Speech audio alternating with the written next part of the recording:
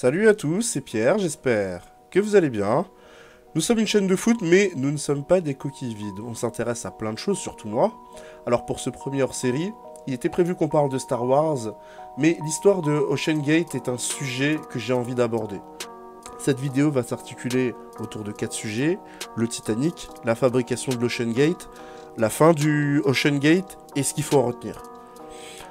D'abord, avant de rentrer dans le vif du sujet, ce qui est incroyable, c'est que j'étais à fond sur le sujet du Titanic ces dernières semaines. J'ai regardé 5 documentaires, j'en ai encore d'autres à regarder, et dimanche arrive le sujet de l'Ocean Gate. Incroyable. L'histoire du Titanic, pour vous la résumer, c'est un bateau et une histoire qui passionne les gens depuis plus d'un siècle. C'est l'histoire d'un paquebot et de ses deux sœurs jumelles, l'Olympic et le Titanic, fondés par la White Star Line, dont la fonction était de surpasser la Cunard Line. La Cunard Line, il fabriquait les bateaux les plus rapides et les plus sûrs du monde, à l'époque. La White Star Line, franchement, les mecs ils bossaient pas super bien, hein. Et ils avaient pas une bonne réputation à cause des nombreux accidents qu'il y avait sur leur bateau. D'ailleurs aujourd'hui la Cunard Line elle existe toujours, hein, alors que la White Star Line elle a disparu.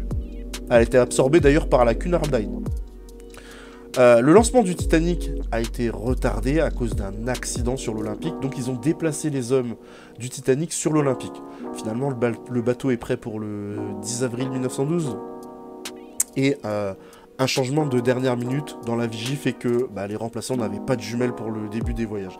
Tu vois, dès le début, les problèmes commencent. En plus de ça, dès le début aussi, il y a eu un début d'incendie sur le bateau.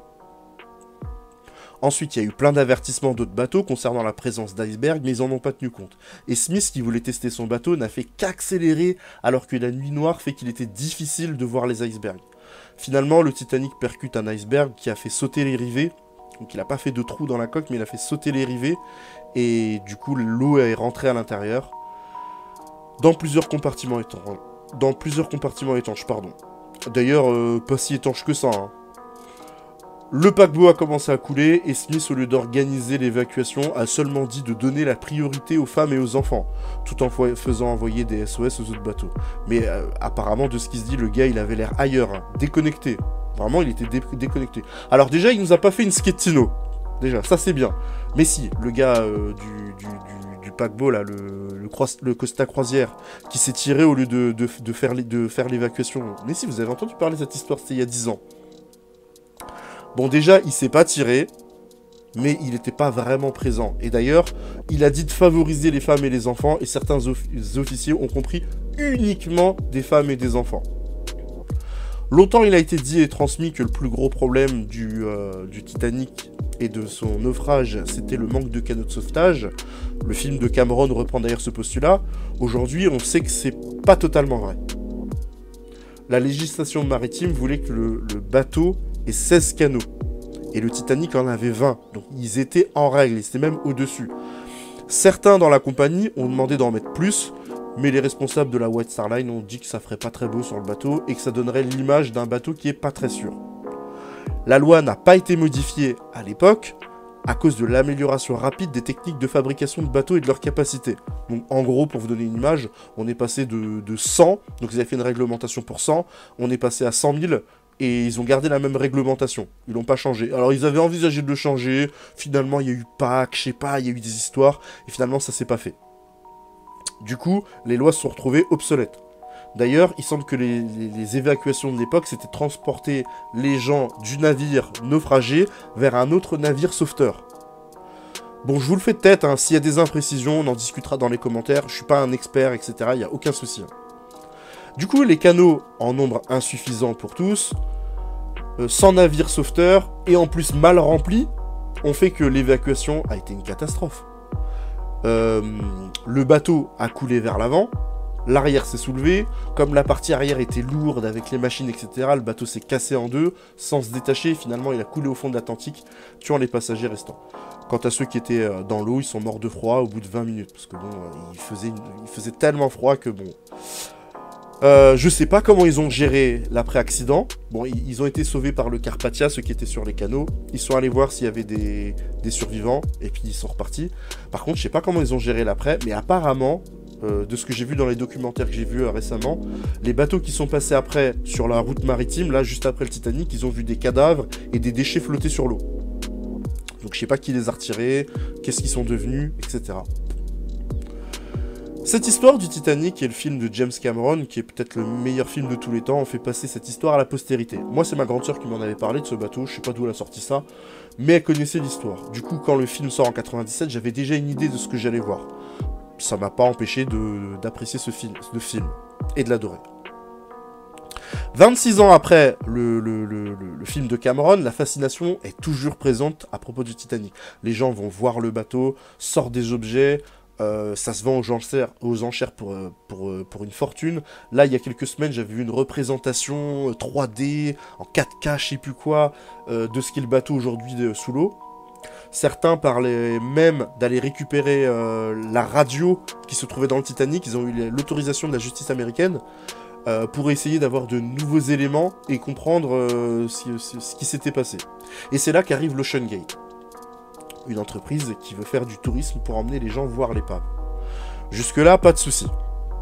Et là, moi, la question que je me pose, et que je vous pose aussi, c'est quel est l'intérêt de ce voyage compte tenu de l'expérience qu'il proposait. C'est-à-dire que pour y aller, t'étais enfermé dans ce tout petit submersible-là, vissé de l'extérieur, avec un tout petit hublot, homologué pour 1300 mètres de profondeur, pour aller à 4000 mètres de profondeur. Mais attends, il y a un problème dans l'énoncé, là. Moi, quand j'entends ça, c'est comme si je disais, t'as 1 heure d'oxygène et tu veux aller voir quelque chose qui nécessite 2 heures d'oxygène.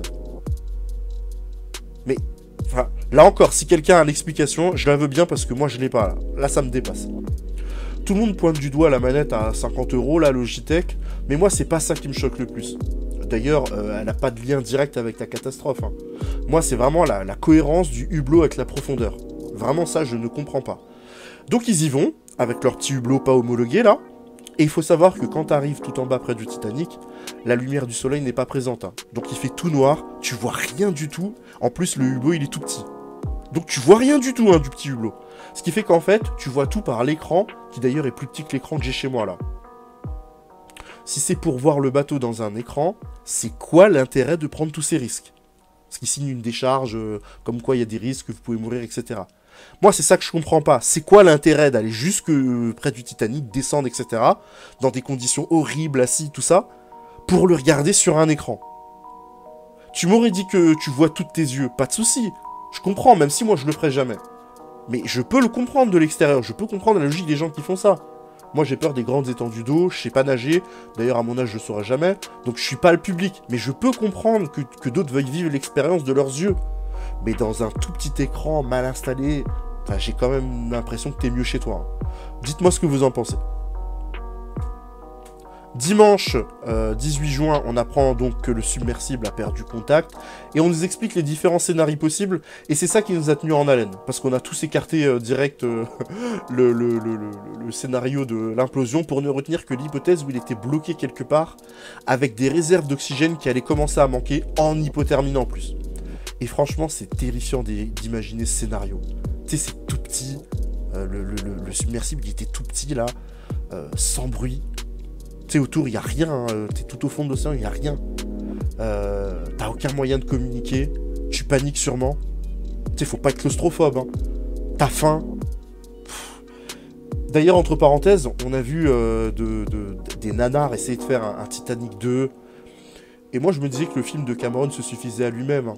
Mais en fait, c'était ça qu'il fallait faire comme film. Les gens auraient accroché. Et là, d'ailleurs, la réalité aurait rattrapé la fiction. Bon bref, je m'écarte, mais vous comprenez l'idée. Finalement, on a appris l'implosion du bateau. Donc pendant qu'on se demandait ce que vivaient ces gens, terrorisés, etc. Mais non, il y avait Nargeolet qui pouvait rassurer tout le monde. En fait, les gars étaient déjà morts. Et le reste était déjà disséminé dans l'Atlantique. Une implosion veut dire une mort rapide et sans douleur. Avec la pression, les corps ont été broyés, éparpillés sous l'eau. On les retrouvera jamais.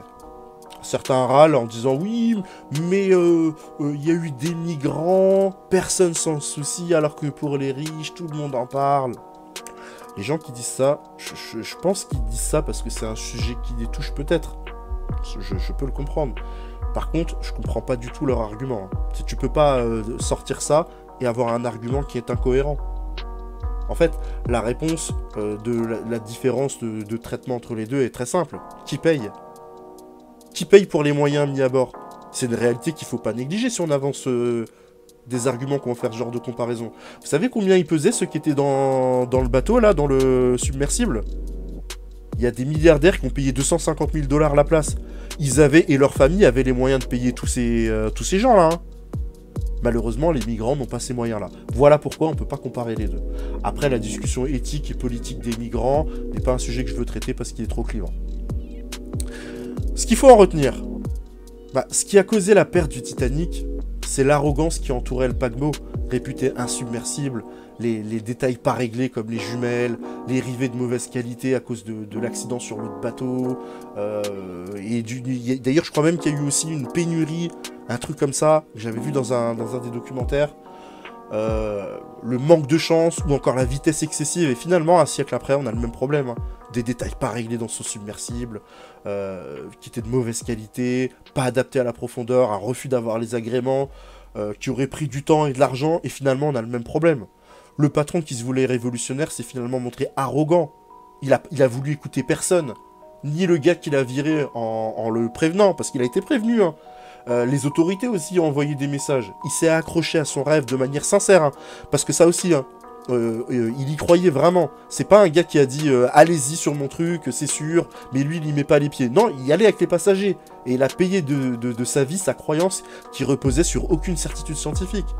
Quant aux autres, ils ont perdu la vie parce qu'ils lui ont fait confiance. Moralité, quand vous vous sentez pas de faire quelque chose, ne le faites pas. Certains de ces passagers ne le sentaient pas, le gamin avait pas du tout envie d'y aller, hein, mais il voulait faire plaisir à son père, pour se rapprocher de ce que j'ai lu. Donc, ouais, la peur, c'est un sentiment qui a permis à l'humanité de survivre dans la nature, hein, parce que ça t'incite à fuir pour sauver ta vie. Finalement, ils auront même pas eu le temps de comprendre qu'ils ont fait une erreur, leur vie s'est arrêtée net. Et si demain je suis milliardaire, je peux vous assurer que vous ne me verrez jamais dans un sous-marin, hein. Ni dans un hélico d'ailleurs, qui a tué mon Kobe. Et même l'avion, j'ai du mal. On peut aussi vivre des vies simples, il n'y a pas de honte. Hein. Un bon plat entouré des gens qu'on aime, c'est bien aussi. Hein.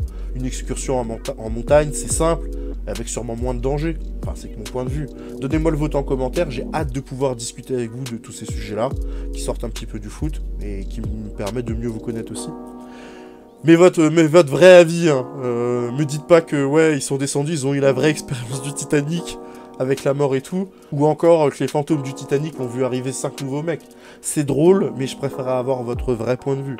Après ça, je vais tourner la page de cette histoire, et je vais même pas finir mes documentaires, parce que tout ça, ça fait trop de bêtises en même temps, et ça a tendance à m'énerver, il faut que je digère. Merci d'avoir suivi cette vidéo. Normalement, le premier hors-série qui devait sortir, ça devait être sur Star Wars. Finalement, ce sera le numéro 2. On va parler aussi de Cédric Grolet, parce que je vois que les gens commencent à peut-être ouvrir les yeux. Moi, j'ai détesté toutes ces pâtisseries, j'y suis allé 2 fois. J'aimerais qu'on en parle. Si vous avez des idées de sujets, n'hésitez pas aussi. Je choisirai ceux qui me passionnent, ceux où j'ai quelque chose à dire. Ça tombe bien parce que moi, j'ai plein de passions. Les relations amoureuses, je joue du piano, je fais de la magie, je suis un passionné de NBA, du Monopoly, surtout le trader. De parcs d'attractions, j'ai eu le pass Disney pendant 5 ans, je fais le tour d'Europe pour en voir le plus parce que j'adore les coasters, j'ai pas mal de choses à dire.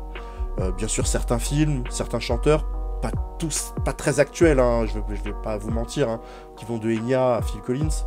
J'aime la lecture, j'ai plein d'ouvrages, bon beaucoup sur le foot, mais pas que. Les fringues aussi. Bon finalement la liste est longue, mais je m'intéresse à énormément de choses. Et j'ai envie de partager tout ça avec vous dans les hors-séries. Merci à tous et à très bientôt.